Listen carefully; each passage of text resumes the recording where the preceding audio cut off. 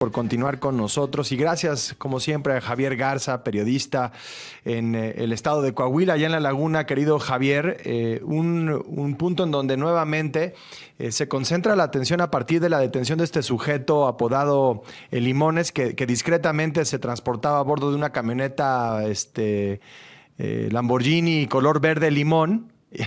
Y quien además pues ostentaba un cargo en un sindicato mientras ayudaba en tareas de extorsión y en otras empresas criminales a grupos del narcotráfico.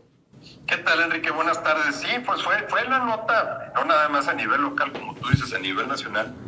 La semana pasada, no nada más por el tema de las extorsiones, pues al final de cuentas sabemos que ese es un fenómeno que lo vive todo el país, sino que fue a raíz de una denuncia que hicieron empresarios y organizaciones de la sociedad civil aquí en La Laguna, que estaban advirtiendo sobre esta especie de simbiosis entre estructuras criminales y estructuras políticas, ¿no? Porque al final de cuentas Edgar Rodríguez Ortiz, alias El Limones, que había sido identificado ya desde hace tiempo como operador del cártel de Sinaloa aquí en La Laguna, particularmente la facción de los Cabrera, en los últimos años, sobre todo en los últimos 2 años, había también empezado a participar como, pues no sabemos si en calidad de dirigente o en calidad de operador de la CATEM, ¿no? De esta central de sindicatos que es la consentida de Morena, ¿no? Que está muy cercana a Morena, y eso era una de las cosas que más preocupaban, ¿no? Aparte, obviamente, de las extorsiones, que también lo estuvieran haciendo al amparo de una organización política identificada y muy cercana al partido en el gobierno, ¿no? Por eso me sorprendió muchísimo lo que dijo ayer el secretario de Seguridad Omar García Harfuch, que no tiene ningún indicio de una relación entre Limones y la CATEM o entre Limones y el dirigente de la CATEM, Pedro Aces, cuando todas las evidencias ahí estaban y cuando, sobre todo en el desplegado que los empresarios de La Laguna publicaron en agosto, que fue lo que trajo este caso a una atención nacional, ahí explícitamente mencionan en 2 ocasiones que las extorsiones las estaban recibiendo a nombre de la CATEM. Parece nuevamente un caso en donde se actúa y después se pone freno de mano a la acción cuando se empiezan a ver tocados los intereses políticos de Morena.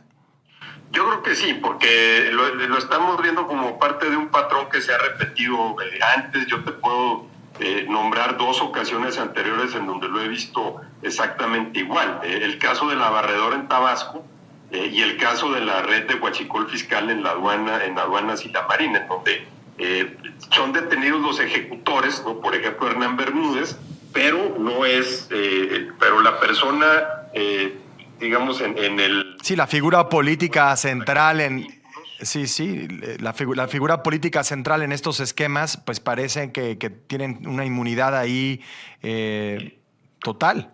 Exactamente, ¿no? En el caso de la barredora, pues a Ana Augusto López, y en el caso de la red de huachicol fiscal, se van contra el vicealmirante Farias Laguna, pero su tío, el secretario de Marina en el sexenio pasado, resulta intocado.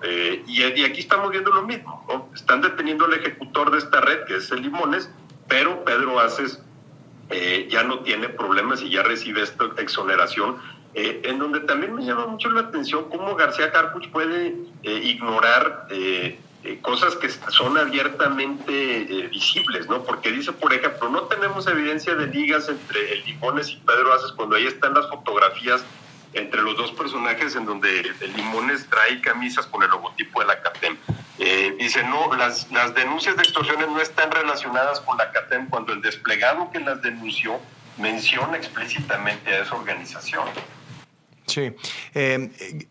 ¿Qué no conocemos de estos personajes, de estas organizaciones en la zona, en la región de La Laguna, que pues vivió esta etapa de tanta violencia bajo el control de los Zetas y que después pues ha ido teniendo una especie de pacificación? Primero, me parece, sobre todo en la parte de Coahuila, lo que se ha hecho en ese estado en materia de seguridad y de control de otro grupo en Durango. ¿Es una especie de Pax Narca o sí hay control y dominio de las estructuras de seguridad estatales y federales?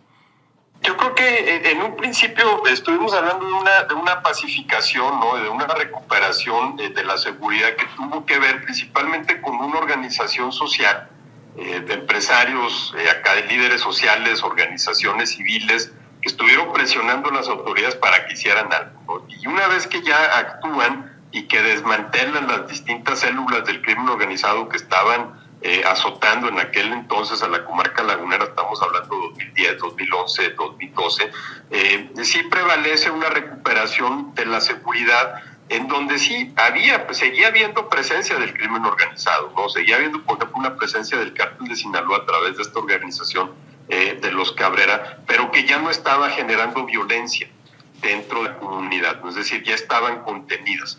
Pero en los últimos años empezamos a ver un quiebre entre el lado de Coahuila y el lado de Durango, porque las extorsiones que se denunciaban las veíamos del lado de la laguna de Durango, no así del lado de la laguna de Coahuila, en donde parecía que ahí la autoridad estaba más al pendiente de que no se diera ese fenómeno.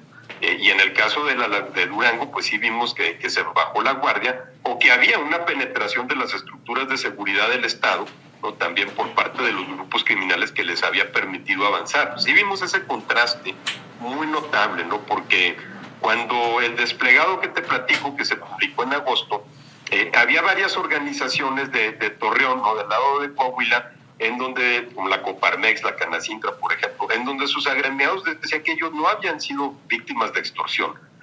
Entonces, a la hora de preguntarles, bueno, entonces, ¿por qué te metes? Entonces dicen, porque si no me meto, al rato brinca. O sea, si no hacemos un frente común, si permitimos que la impunidad continúe, pues al rato se va a extender, ¿no? Entonces, veíamos que sí, del lado de la laguna de Durango avanzaba y del lado de Coahuila había un intento por frenar. Sí, y además pues con la experiencia, ¿no? que ya tiene la sociedad en esta región sobre lo que pasa cuando empieza a intensificarse, ¿no? La penetración de estos grupos. Exactamente, o sea, ya por lo menos ya sabíamos qué era lo que pasaba cuando lo dejabas crecer, ¿no? Porque lo que pasó hace 15 años, 18 años, ¿no? Cuando se dejó crecer, el problema fue que rápidamente la violencia terminó por envolver a la comarca lagunera, ¿no? Entonces era una forma de no dejarlo pasar, pero sí con la preocupación de ver que las estructuras criminales también estaban siendo, que las estructuras criminales también estaban siendo apuntaladas por una estructura política. Pues Javier Garza, te agradecemos como siempre que nos ayudes a entender un poquito mejor lo que está sucediendo, no solamente con estos personajes, sino en esta región del país, y estaremos como siempre en comunicación. Te mandamos un fuerte abrazo. Igualmente, Enrique, gracias.